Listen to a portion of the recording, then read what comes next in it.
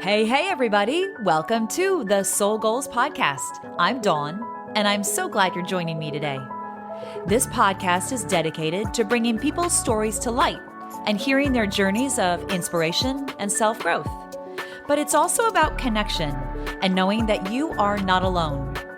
Each week, I get the chance to sit down and talk with an amazing soul, someone I've had the blessing of either meeting or following in my life.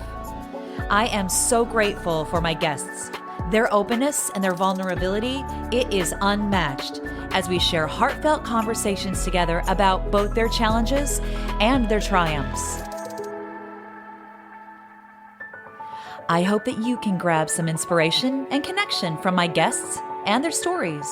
I know I certainly have with each conversation. What an honor to sit with these brave souls. Everyone has a story, folks. And every story matters.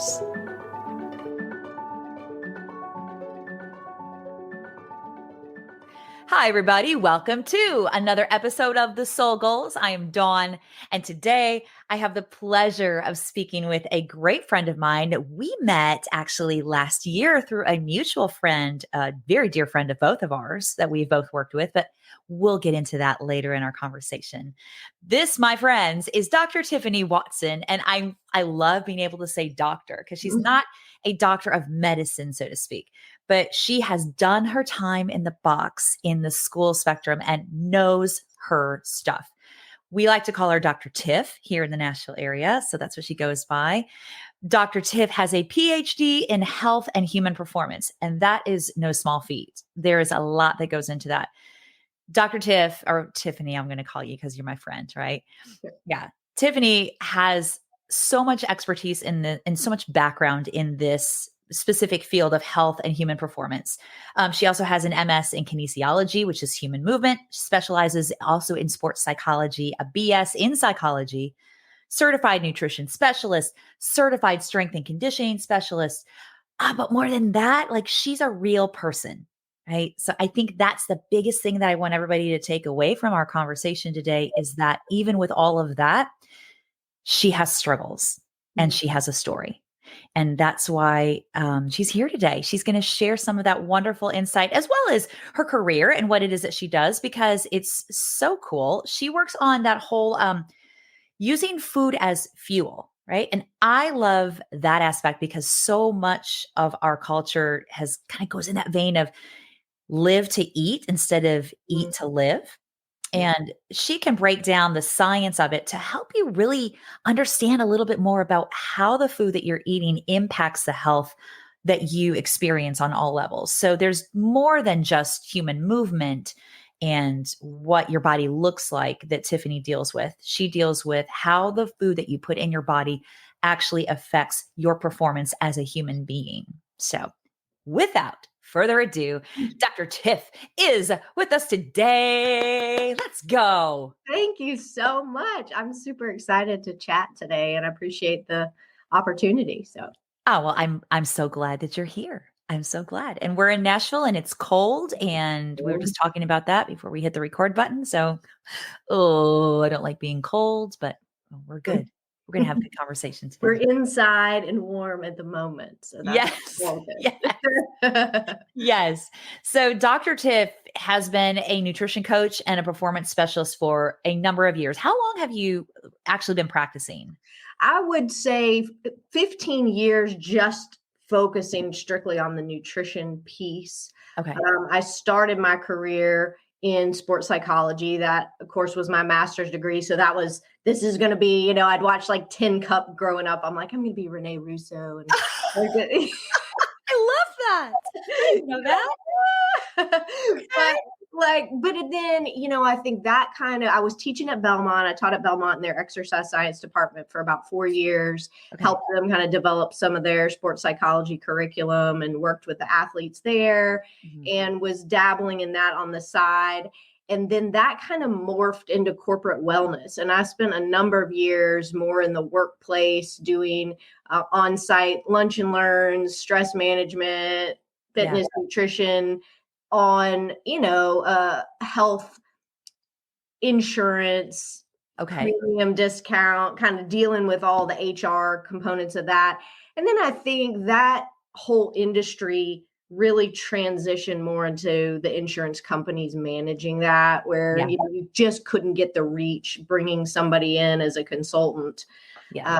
And then around that time, I got married, and my ex-husband owned gyms. And so I was kind of started moving a little bit more into sort of that fitness, nutrition realm. And I think that it wasn't until we moved to Denver in the 2012, 13 range, and, that's the fitness nutrition mecca, It's right? Like totally. that is the Olympic Training Center. Yeah. It's just all the athletes are out there. And I think that exposure to how nutrition and fitness could be so scientific. It wasn't just like going and working out with a personal trainer and, a buddy that you're hanging out with, because I've always just been, I mean, you can see that trend, right? Science and performance and data. And that was what I wanted. And so I think that understanding that nutrition and fitness could be more data driven and more scientific in a sense is what really moved me to really focus on how can I help people build that foundation of nutrition and training that's feeding their mental performance, feeding their workplace productivity, feeding. I mean, that became very apparent that the nutrition was really the foundation of that peak performance element that I had been talking about in so many different realms for years. And so, I think at my age now, when I look back and I see what's the thread, between my upbringing as an athlete and then coaching and then sports psychology and then peak performance in the workplace is like you said earlier, like the performance thread is just like in my veins. Yes. And so I know I'll never do anything that can't bring that element, because I just think that that's what everybody wants in different ways. Like they just want to find their ultimate peak potential in life and relationships and work and bringing up their kiddos. Like, how can I be the best version of me? I totally agree. I think I love that you go from that basis of nutrition as the foundation of it, because I think that we don't give that enough merit. And I also think that people that are not athletes in college or beyond, or even in high school, may not look at human performance as something that's applicable to them. But what you just said is really applicable to everybody. It's how the body moves, right? And how it does it effectively so that you can be a happy, whole person across all planes of your experience. For sure. Yeah. So that nutrition piece that came first for you, or the exercise piece? Which one actually, maybe I should ask this. Which one do you prefer? Well, here's the thing, with the fitness piece, originally I definitely did more hands-on training and group classes. And of course, in corporate wellness, I would lead walking groups and fitness classes. But I found out really quickly, like that wasn't my passion. I needed to understand it. And that's why the credentials and the education in that, because I find that so many people in the nutrition industry have no background in training. Right. And if you don't understand how they correlate, I think it's really hard to optimize somebody's results, because you have to understand energy expenditure, you have to understand recovery, you have to understand hydration and muscle breakdown and all of that. Yeah. And so I don't really ever write programs anymore or do any hands-on training.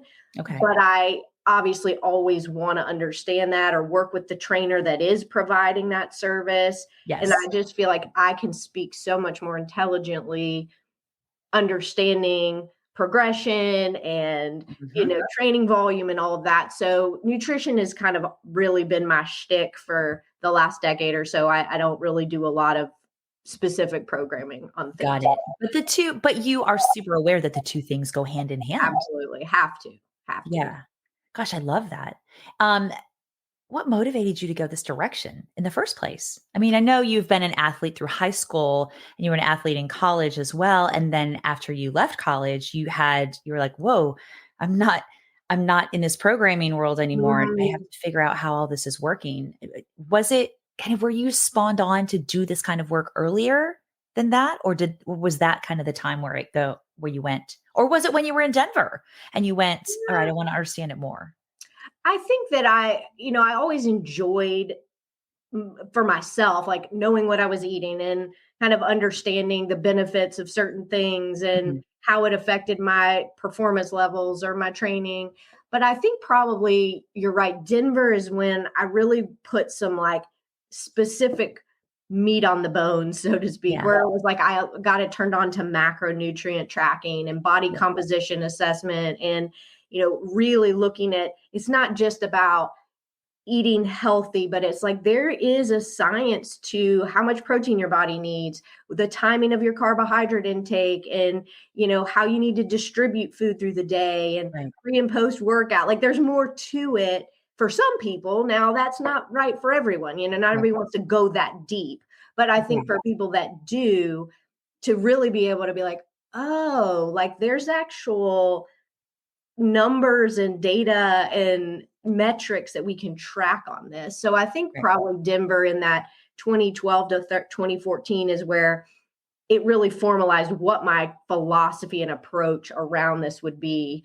But yeah, I think it's always been for me, like as an athlete growing up and probably in college, I got injured my first year in college. I went to the University of Richmond. I was a walk on for soccer and I Mhm. hurt my back. And so I started having to really learn how to train myself and stay fit and be active without sort of this structured team anymore and Yeah. scheduled practices and training. And, I think that really turned me on to understanding like that you can change your body and you can adjust your food and your fitness and your all the things to accomplish the composition you want or the training Uh-huh. outcomes that you want. And so I think probably college was the first time that I looked at it more as a potential career than just something I did for myself personally. Got it. Yeah, so maybe that injury was kind of that culmination point for you to go, this had to happen for me to know what it is that my real passion is and what direction I really want to go in. Yeah, I think so. And I think it's so important. Like you hear kiddos today, like taking these gap years or maybe even not going straight to college after high school. And I think for a long time, I would have been like, oh my gosh, like, you need to go through this formal, traditional trajectory of, Yeah. and I do see the benefit of that because even though I didn't do that, I think afterwards, like going from academia to sports psych to corporate wellness to coaching to, it's like I had to do all of that to Yeah. really find what I wanted to do with the rest of my life. And I think if I had just, well, this is my degree and this is what I'm going to do, but to be open to using those skills creatively, I Mm. think is super important. Yeah, and I think walking all of those paths, that's really what created where you are Mhm. now. For And sure. figuring out what it is that you do and what it is you want to do.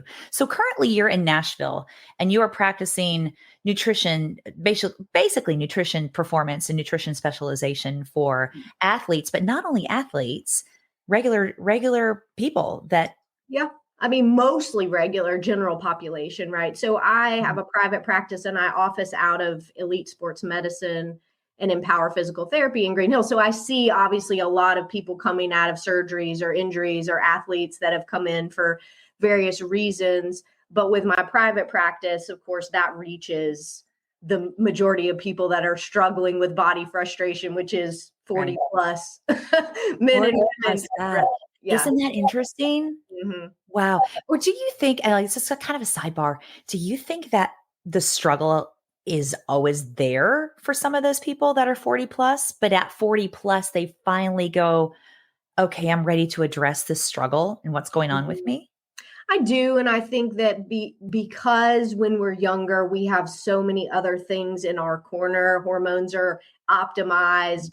Our metabolism has not been affected by dieting or babies or Mhm. stress or Mhm. injury or any number of things. Like everything's like untainted. Yes. Yes. Then I think at 40 plus, or for some people even earlier, then I think the mechanisms that would tend to create change or adaptation, our ability to put on muscle changes, our ability to sustain muscle changes.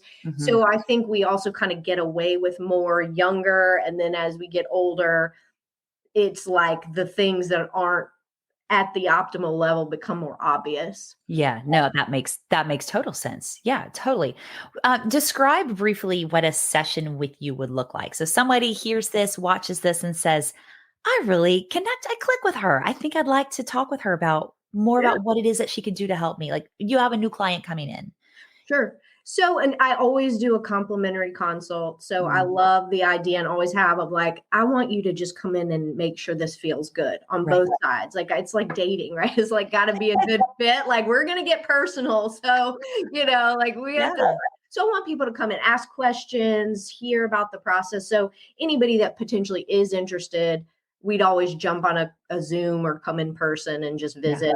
But assuming they decided to move forward, we would start with body composition assessment. So we're looking at muscle mass, body fat percentages, hydration, metabolic rate. Like I said before, I'm a data geek. So like we're getting all the metrics. I'd have them do some food logging for me. So I'd like to just see, hey, what are we eating now? Like what's our typical patterns, strategies, total amounts of carbs, fat, protein.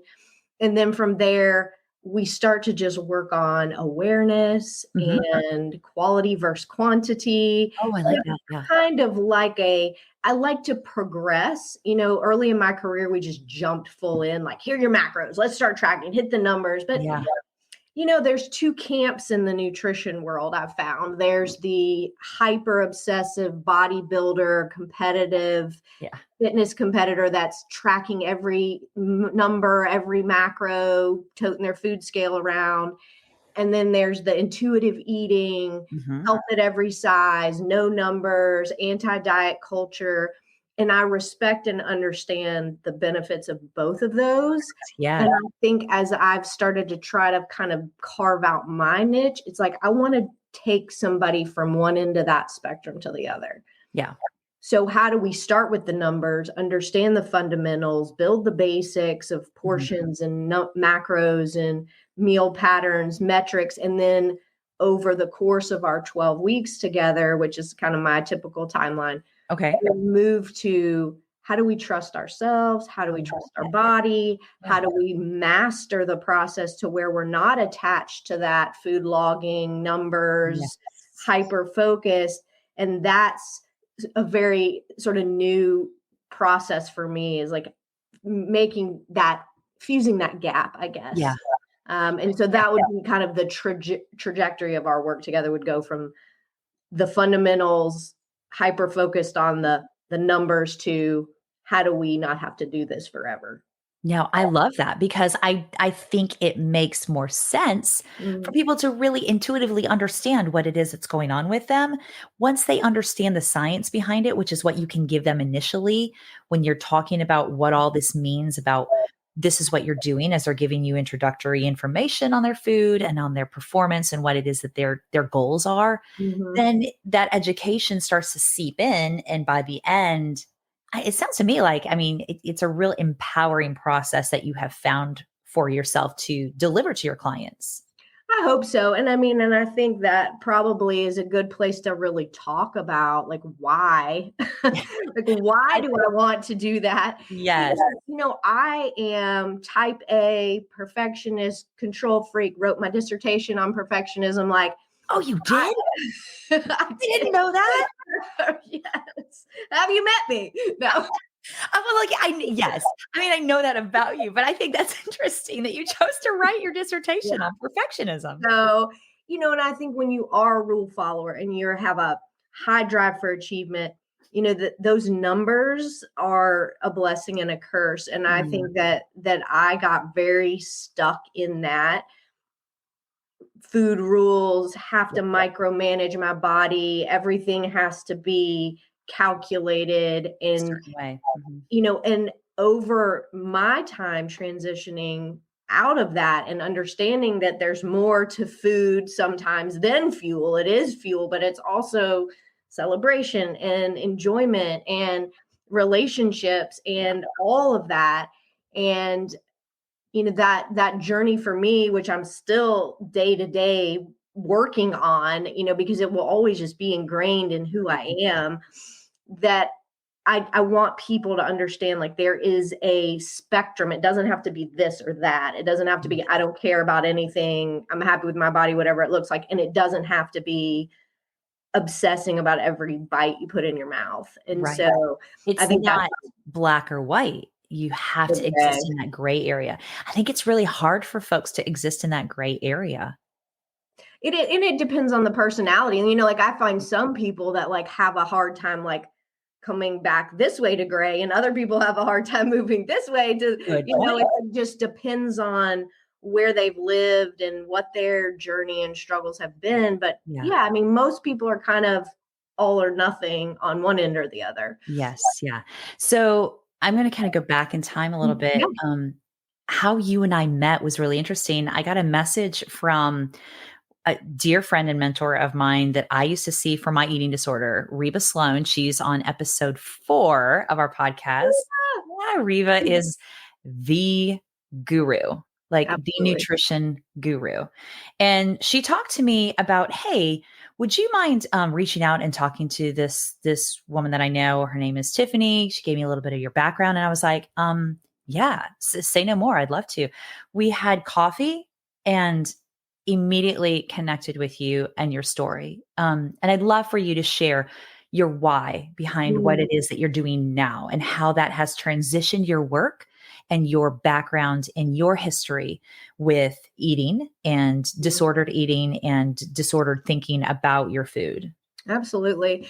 I think it goes back almost to the same point where I started to learn what I was really passionate about. When I lost soccer as my driving force, the thing that gave me that competitive edge that was just inherent to who I was, I think my body became my competition. Okay. What could I do? How could I push it harder? How could I challenge it more? How could I create structure around it? And so I think that canvas just took over all that energy that was going to my training and that need to achieve and that drive for performance and perfection and, attention at some level as well. Yes. And then, I think that those precursors of perfectionism and control and rule following, like that, all it just like glommed on. Yeah. Just hooked on and it just became a life of its own. Rode right along with me. And I think initially, like, it wasn't an unhealthy relationship with that. Like, I was active. I cared about what I put in my body. I, really wanted to maintain the foundation that I had built as an athlete and that discipline and that just competitive mindset, which has served me so well in many ways. Yeah. But as again, as you get just so deep in the throes of that, and then to choose a profession in which is very aesthetically dominant, like you have to maintain a look, you have to look the part, and that is a lot of pressure. Right. And then once you get that, and then you fear of losing that, even though you're now 43 and your body is changing and you aren't, you're dealing with the same struggles as every other 40 plus. Yeah. Like, you have to hold this higher standard. And so pressure, put more pressure on yourself. Absolutely. Absolutely. Yeah. And I mean, and then when you're already somebody that just does that naturally. So I think I was just a perfect petri dish for restrictive eating disorder, which is what I battled. Mine was always just, there are these rules, and then the training, there was a lot of overtraining and excessive exercise that I wasn't willing to feed my body for. I asked this of my body, but I wasn't fueling what I was demanding of it. And so over time,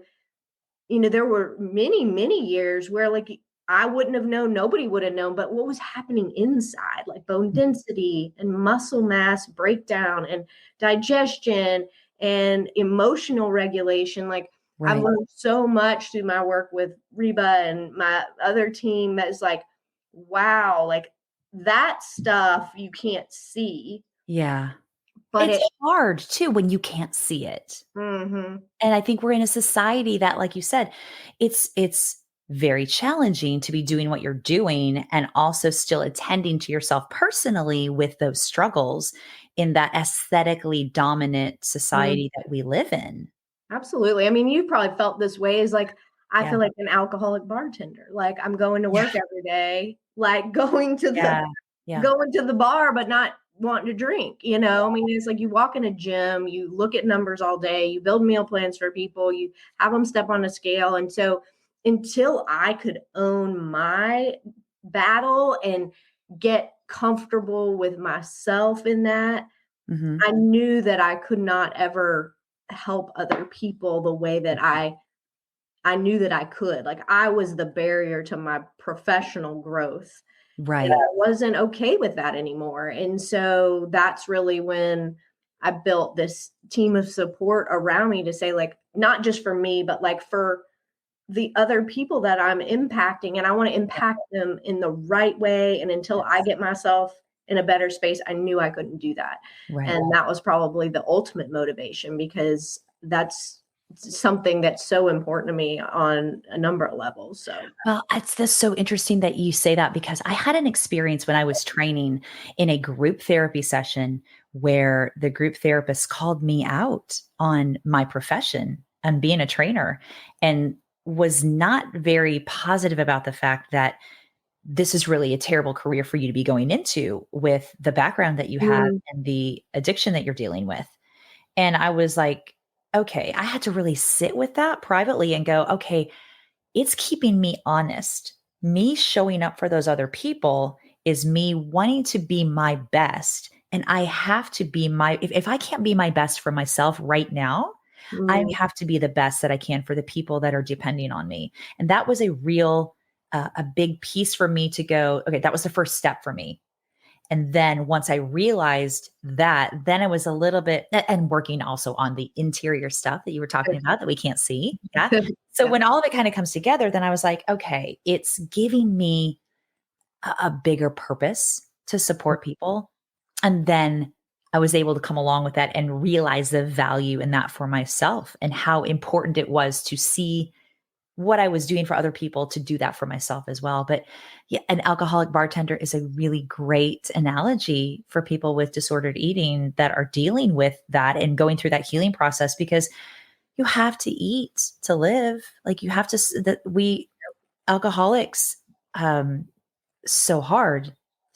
That addiction is terrible, but they don't have to have alcohol to survive, to be alive.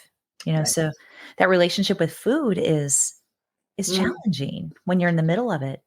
It is. And, and I think too, because I struggled for a long time of like owning this when you do work in this world. But I've found that I'm so much more aware and empathetic to everyone's relationship with food, even if it's not disordered. There's so many different ways that it presents itself. And my ability to see it and catch it and hopefully derail it and Yeah. before it gets too deep in that because I was a master manipulator at this, right? Like how to hide it, how to do Yeah. it, how to right, like how and I can so I think it makes you better also at identifying the potential for or the thought pattern or the Mhm. behavioral uh tendencies and to be able to help 100%. somebody not go there and Mhm. and I think that's very important and also just being more aware of the things that I was initially 10 years ago teaching Yeah. and pushing and suggesting that I was potentially feeding that culture. Right. Be very aware to not do that and to make sure that I'm providing a positive,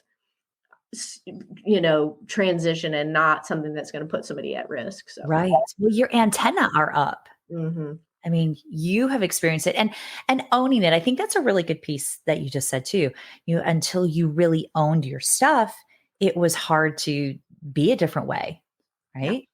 So when you own it, you identify it. And then when you identify it, it's so much easier to see in other people. So then you can hopefully help to derail situations that are going on, or be able to say, hey, I just want to have a real honest conversation with you. This is something that's concerning me about what I'm seeing is going on. Um, what has been your most challenging demographic of people to see in your nutrition coaching so far? Um, I mean, I get a lot of young female athletes, Okay. and I actually saw one this morning, and I think that's hard for me because I like want so much to be like, no, Ah, yeah. like I just see myself sitting there and I'm like, but typically when they come to me, because I'm not an eating disorder specialist, so they're not coming as like I have an eating disorder. They just show those red flags, Yeah. and like, and it, they're not at a place where I necessarily need to refer them out, Mhm. but I just want to do and say the right things that don't exacerbate the concern, but that squelch it. And so it's a challenge, but I also just love that's coming to me. I feel Right. like that God is sending those people to me, Right. and I am supposed to help them, but I just want to do it right. Right.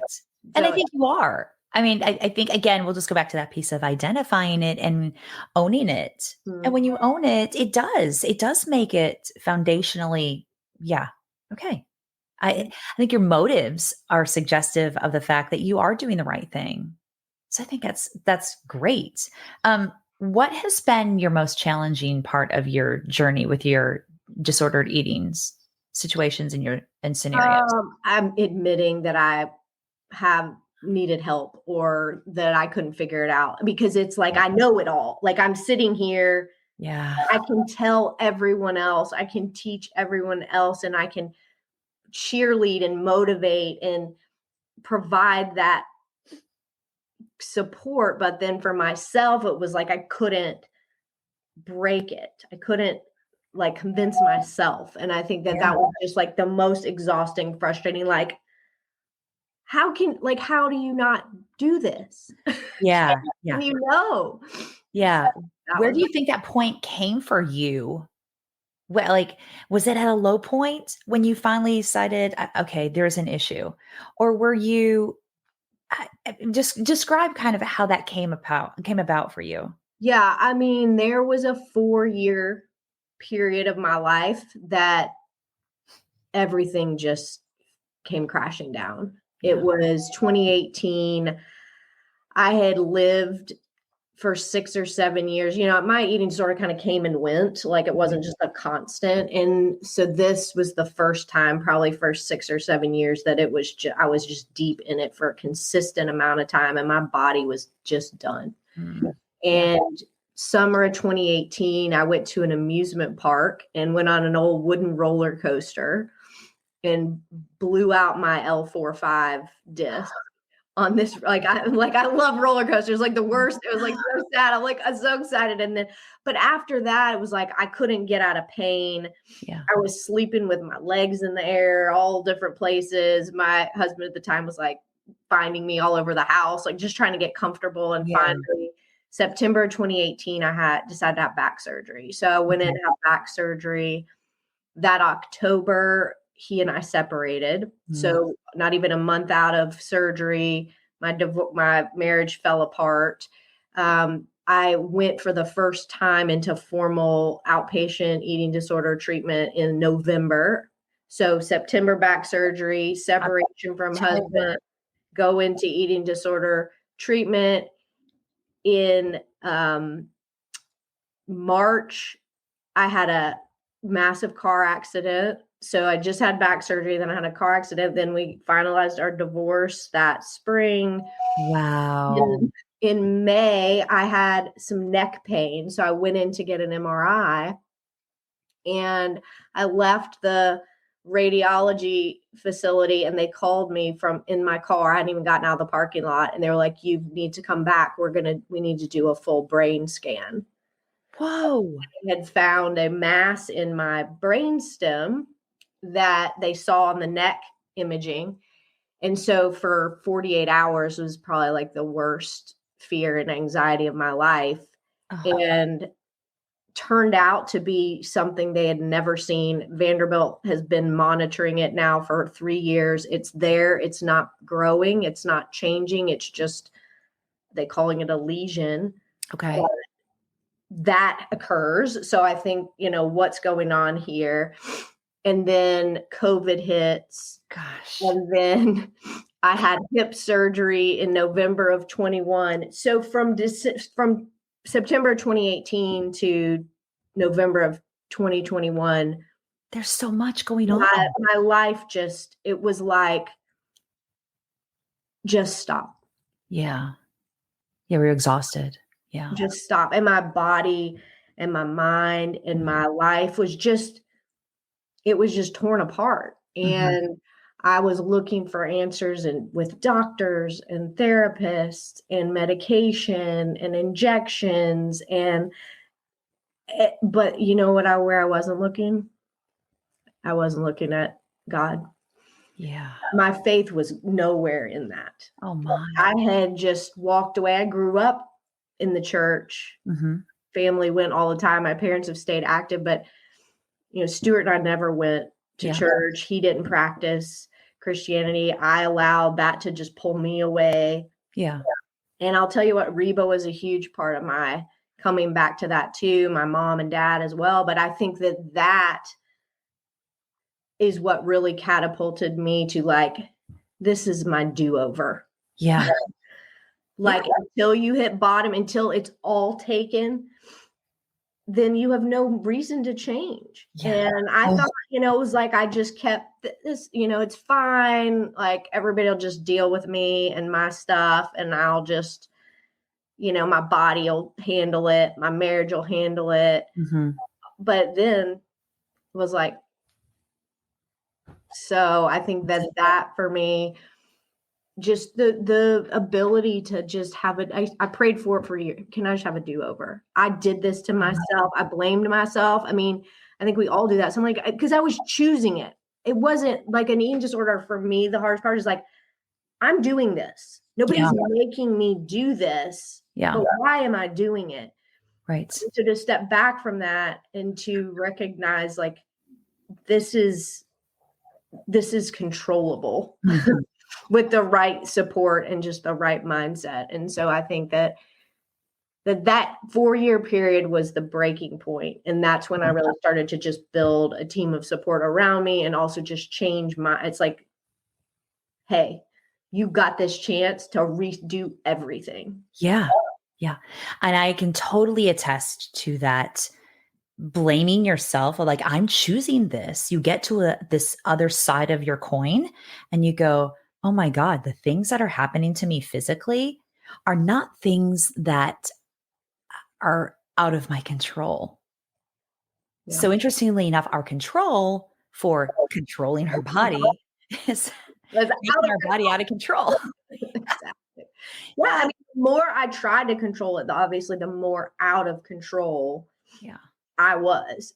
And the more in control the disorder was. Yeah. And so I think when at that point, and of course we talked about the control piece, but it's like turning it over to him and saying like, I can't control this. Yeah. And I think that that's been a huge benefit just in my journey. And I know that may not be everybody's, process and belief system, but for me, that faith piece was a big deal because I had looked everywhere else. Wow. The whole time, like it's right there, but we want to be able to do it ourselves and, find it, research it, fix it, but it's like that. You just can't, you just can't always do that. And so that's been a big, big change for me. Yeah. And giving, like you said, giving it over and realizing that you're powerless to change this on your own. Yeah. And that weakness, needing help is not a weakness. It's like, we wouldn't have jobs. Like I said that to somebody the other day, they're like, I just know that I could do this by myself. I'm like, yeah, but you don't have to. Like, that's why we do it. Like we, that's why there are therapists and lawyers and accountants and doctors. It's like, we could probably figure out how to do our taxes, but I don't want to figure it out. Like you do it. Yeah. I don't want to figure out like how to manage my portfolio. Like you do it. So it's like, that's why there are there are specialists and professionals that do that. Nutrition and fitness is so hard for a lot of people. And it's not that it's so complicated. It's just an everyday, all day choice and commitment. And that isn't something everybody wants to put their energy into. Right. And that's okay.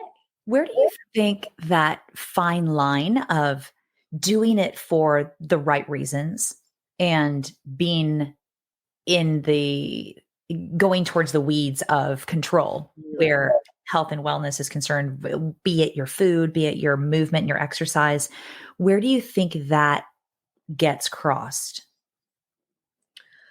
I would say, I think when you have to engage in behaviors that are detrimental to your overall health, mentally, physically, emotionally, to achieve the goal. Okay. When it's not the right goal for you, right? Like if you can change your behaviors and start more physical activity and watch portions and not overconsume, and you just are creating behaviors that are consistent with your goals, and your body decides it needs to lose some weight, then you probably needed to. But if you do all those things and you can step back and you say, I have optimized my choices, my behaviors, I'm moving my body, I'm sleeping, I'm hydrated, and your body just wants to stay there, then that's probably naturally where it needs to live to be fully functioning. So it's like, until you feel like you're having to like ultra manipulate things or over exercise or go into a massive calorie deficit to achieve something, that's when I feel like it becomes an unachievable, unhealthy goal, weight or body fat level or whatever it is. So I think it's like, if you feel like there are behaviors that are not necessarily in alignment with overall health and performance, that you could do better. And once you do better with those, and then you see what happens. Yeah. I had a therapist once tell me that for me, in my process, it was like, if it got in the way of my relationships and my functioning as a friend, as a daughter, as a coworker, all of those things, when those behaviors and those mindsets got in the middle of me just being me. And I think you have a great point about manipulating. When you're not forcibly manipulating things, and you're just naturally allowing the evolution of your body to live and be whole and healthy and full by changing those behaviors on a real holistic, very natural, supportive place. I think that's a big piece. I'm really proud of you. That's hard work. This, and you too. I mean, I think that's, to see other people though that I think have battled it and come through it and are thriving in it, makes it easier to stay in it. Because, people ask me like, or do you believe in full recovery? Right. You've heard probably people. It's like, I think there's always going to be that little nagging there. I agree. It's about being aware of it and challenging it every day with the choice. And sometimes I'm still going to probably make the disordered eating choice. I'm not going to say I don't or I haven't, but I also know where it took me and where I never want to go again. And to not get greedy, right? I'll find myself like, I could just go for a walk this afternoon. It's so nice. I'm like, why are you going for a walk? Yeah. What's your motive? Yeah.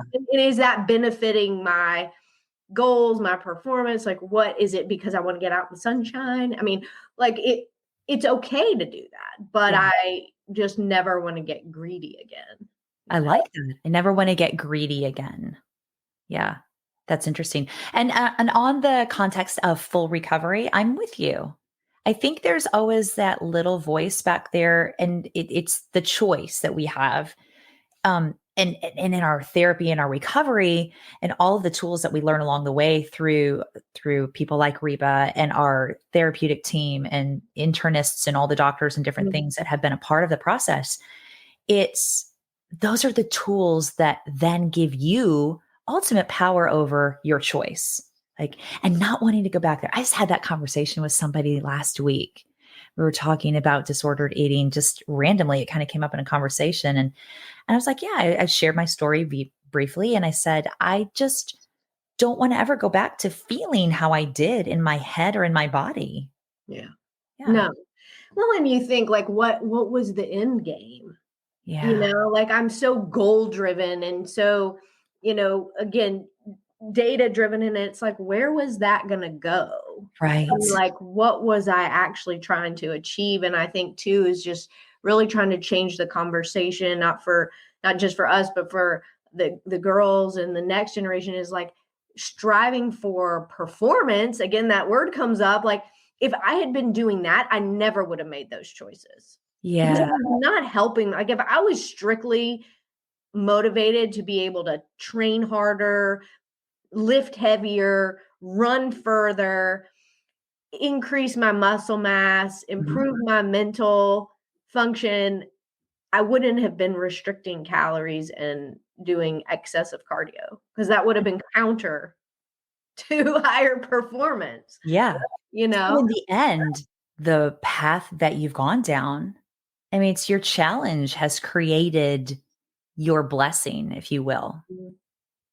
How we talk about that, especially on the podcast, that's what we talk about is like the challenges that we go through and what that means for you and how that blesses you in the end. And gosh, 99.9999999% of my guests would say I would do it again. Yeah. Yeah. Yeah, I mean, I couldn't not. I mean, there's a Mhm. lot of things that I certainly would have done differently, Yeah. Yeah. That's the but difference. the Yeah. end game, like that struggle Yeah. Yeah. had to be there. And, it's like I'm working with a personal branding company this year. I've kind of invested that in Okay. that for myself. And the thing that they always say is like, your ideal client is who you once were. Oh, wow. That's amazing. Like that's brilliant. Right. Like when you're writing, you do your avatar, you kind of like map out who's your ideal client. And it's like, it's always who you once were, because that's who you can help the most. Right. And so that's when I get the young athletes, or I get the women that are just chasing the scale, because that's for us at any age, like that's the primary metric we gauge our whole life off of. Is like, Yeah. well, I used to weigh this, or I want to weigh this, or I should weigh this, or the Yeah. doctor told me I should be this. Like, so the people that are chasing that, which I chased and chased and chased down the rabbit hole to nothing, Yeah. right? That is the person that it's like, how do I get them focusing on something else? Yeah. On the performance piece and what the food does for your body to fuel you in a way to be a fuller human being Yeah, for whatever your role is. digestion, hormone health, bone density, anxiety, depression, Yeah. Yes. Yes. Yes. Yes. all of that. And it's like there's a major people don't associate that at all. Yeah.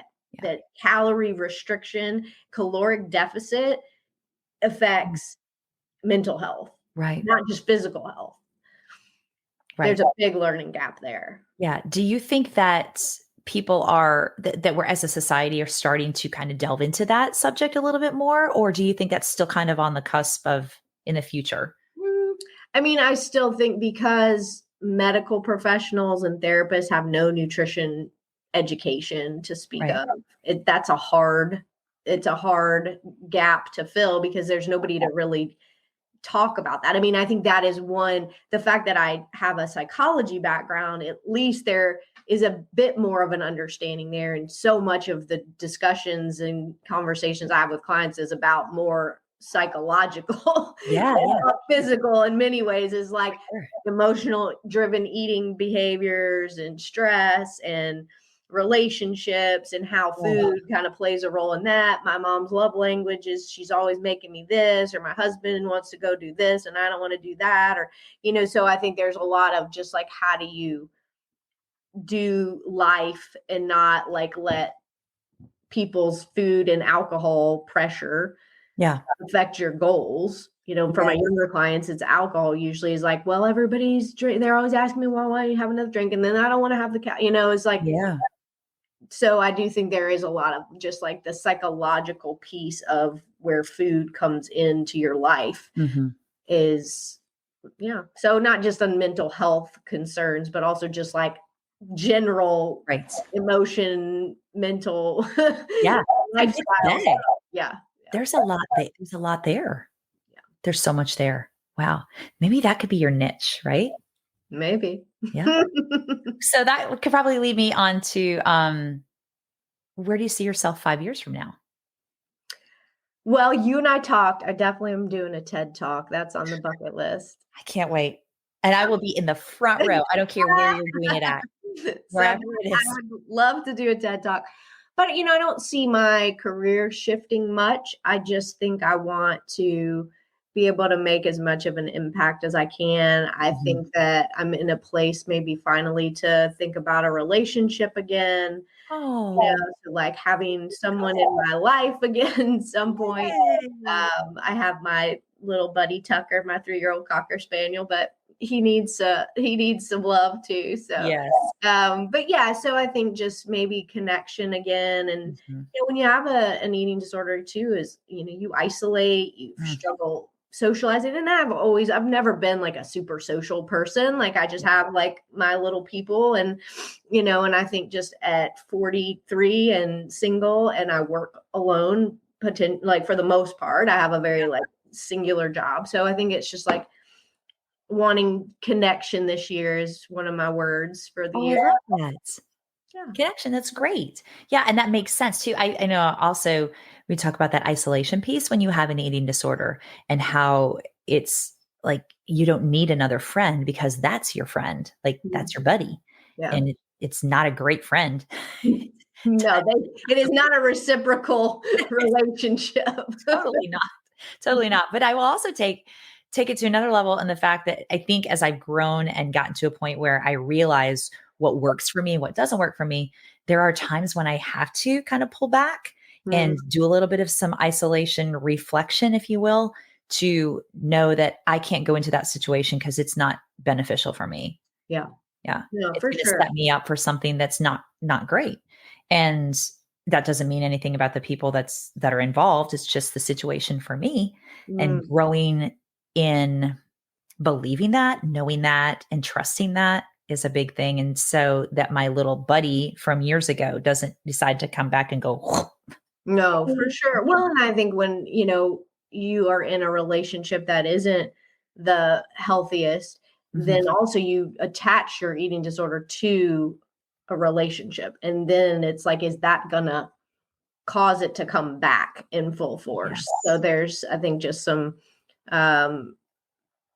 anxiety maybe there too. But I think that, again, you have to like be willing to just be vulnerable and just if you don't, like, you're never going to know, right? Of just getting back out there and testing the waters. So yeah. And being vulnerable is a choice as well, obviously. And I think too, if we think back to like where you were in those years where everything was just kind of crumbling down around you, you had to get to that breaking point where you had nothing else but turning to your faith and turning to an outside source and realizing that you're powerless over it, but also knowing that by doing this, it's extremely vulnerable to admit something outside of myself and about myself. No, it's true.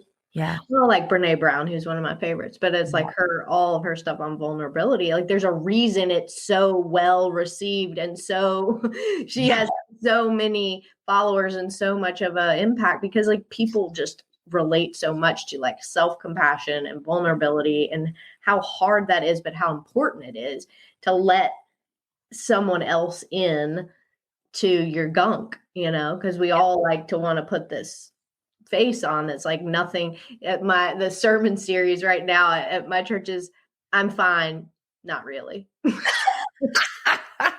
That should be like a ticker tape over most people's head. Like, how are you? Oh, I'm fine. And then in your back of your head, you're like, no, not really. We're laughing about it, but it's so true. true. It's so true. Talk about a mic drop moment right there. Yeah, totally. Drop the mic. So what do you think has been the most rewarding thing for all of your stuff? If you had to say one thing or even a couple things. I think that just realizing how important it is to let go.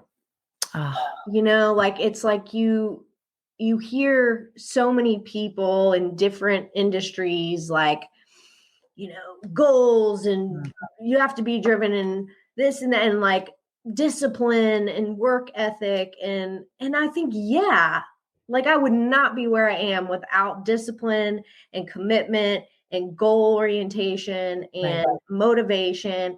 But like you have to be able to like ebb and flow in life and like know how to intentionally use those skills Mm-hmm. and that more is not better. Oh, right. Quality over quantity. You said that earlier. Yeah, it's like there's the gray, right? Like Yes. that there is gray and that like I cannot be perfect. Yeah. And no matter how hard I try to be or even pretend to be, and if my true value is authenticity, which is so important to me, is just being authentic and living with integrity and it's like if I'm pretending that, then that's not authentic. Yeah. And people can feel that, and so I Oh, think sure. just going through this and just being able to admit and recognize like as much as I tried to perfect everything about my body and my food and my training and there was no room for error and there was all this rigidity and rules and I micromanaged everything, I lost control anyway. Yeah. Yeah. It goes back to that, what we were talking about earlier. It's the two sides of the control coin. Mm-hmm. Yeah. Yeah. I get that. Totally get that. Yeah. Gosh, Tiff, thank you so much for You're sharing. welcome. Thank you. This has been so fun. Oh, I adore you and I adore your words. And I really feel like you're headed in such a beautiful space. You're already practicing such a beautiful gift that you're giving to other people with your knowledge and with your background of your personal stuff. And Mm.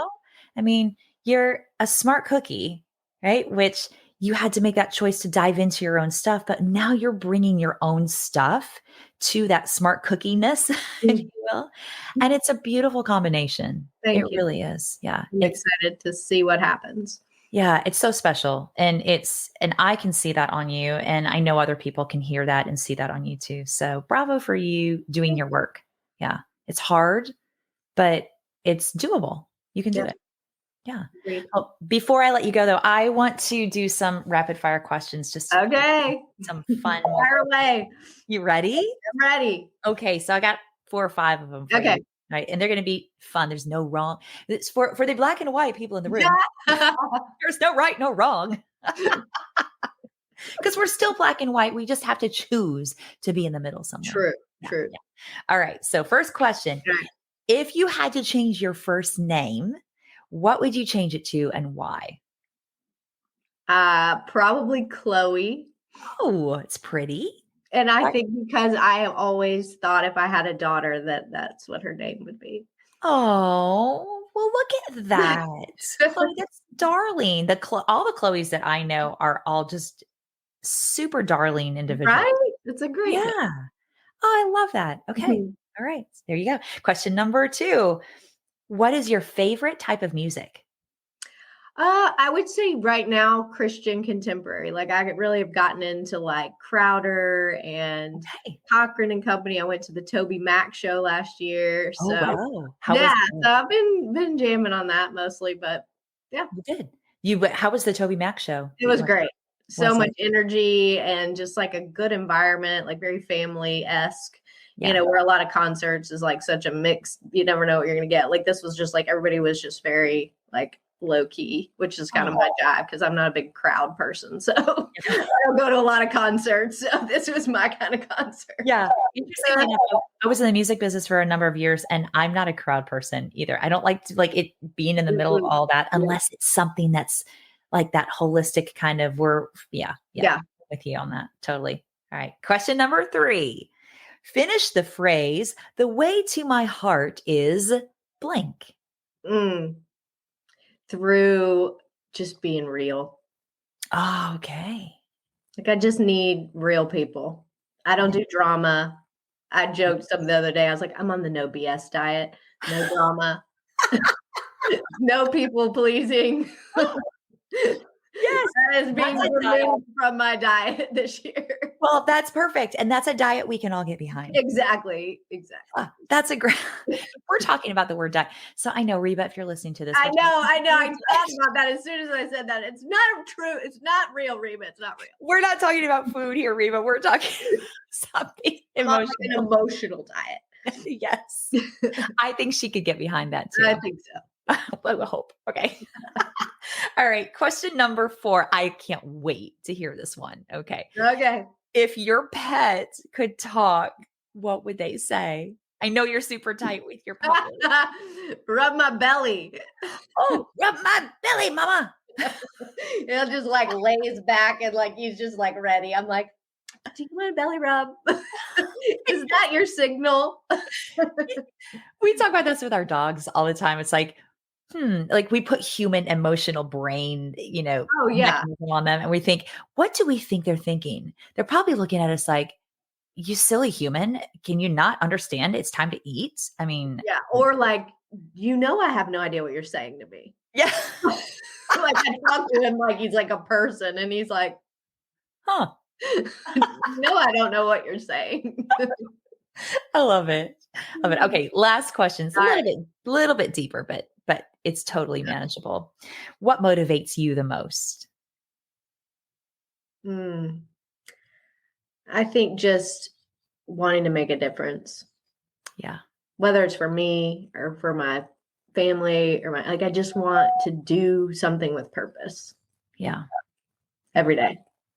Oh, that's beautiful. And you are, Yeah. I think I'm trying. It's like all I can do is say, like, I'm trying and I know I'm doing it the best that I can. Yeah. And you're being real in that process. And in your realness is where you're making the difference. True. So just like the thing you said about the way to my heart is being real, like you are real because you are real. And that's what I think so many people need to see and need to hear, so that it gives them permission to be real. And honestly, that's how we heal, is when we are honest, true, and real with ourselves, for sure. Yeah. Awesome. Oh, Tiff, it's been so good to talk. Oh, when are we doing coffee again?